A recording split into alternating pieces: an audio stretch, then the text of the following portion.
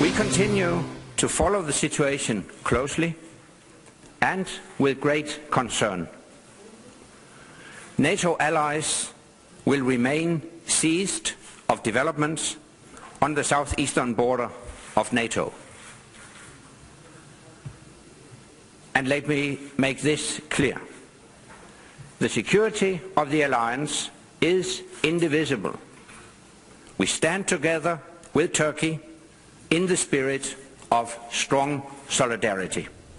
NATO Secretary General speaking today about standing up for Turkey after a Turkish military jet was shot down by the Syrians. The Syrians are saying now publicly that it was an act of self-defense. Turkey is not saying that. They are obviously increasing the tension between the two countries as violence continues in Syria at amazing rates. We're back with the panel. Charles, the fighting rages on, and it seems like this tension adds another development, another side to this. And I'm impressed by the way the president of Turkey, Erdogan, is handling this very slowly and methodically. When his plane was shot down, he could have retaliated in an open way, but he was smarter than that. What he's now done, he made a declaration today that any approach of Syrian troops, Assad troops, to the border of Turkey will be seen as a provocation and will be met, presumably, with a military response. Assad is already losing control of the northern areas of the country.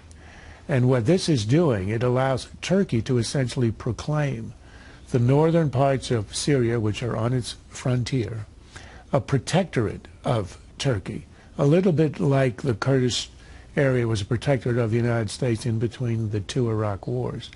And what that has done is it allows him to move the insurgency headquarters, Erdogan this is, from inside the Turkish border, where it is now in the camps, into northern Syria itself. And you've got to understand that Erdogan thinks very long range. He is nostalgic for the sway of the Ottoman Empire over the Arabs, which was 400 years. And if Syria ends up in a revolution that brings Assad down, and the Sunni rebels win, he will then be the patron of the new Syria, which will make him the strong man in Syria, in Lebanon, have influence in Jordan, and begin his aspiration to be the hegemon of the Sunni Arabs. It's a long-range strategy, and he's very methodical and clever in beginning it now. Chuck, Prime Minister Erdogan says that he's going to defend Turkey at all costs, obviously, but the situation inside Syria, it suggests that the U.S. is not doing and cannot do anything? Is that the sense? I think so. I think we're pretty much out of the picture with the exception of the covert machinations you hear. I think part of what Erdogan was trying to achieve by going to NATO was to bring the U.S. and the other Western countries kind of more on his side in this and send a little message to Russia, which is obviously the biggest power on the other side, that if you mess with me, you're messing with the United States and so forth.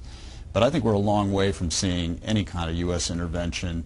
Notably, he did not go to NATO under Section 5 of the treaty, which is the mutual self-defense, but the other Article 4, which is simply a matter of mutual consultation, and so he hasn't really ratcheted this thing up as high as he possibly could. Bill.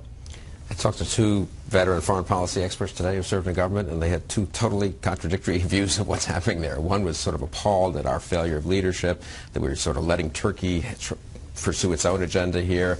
And where's the U.S.? Can you imagine, he said to me, Henry Kissinger or Jim Baker or even Madeleine Albright being this absent from a major crisis in a nation where we have a real interest in toppling the government, an ally of the greatest threat to us and to the region, Iran. So this veteran was appalled by our sort of doing nothing.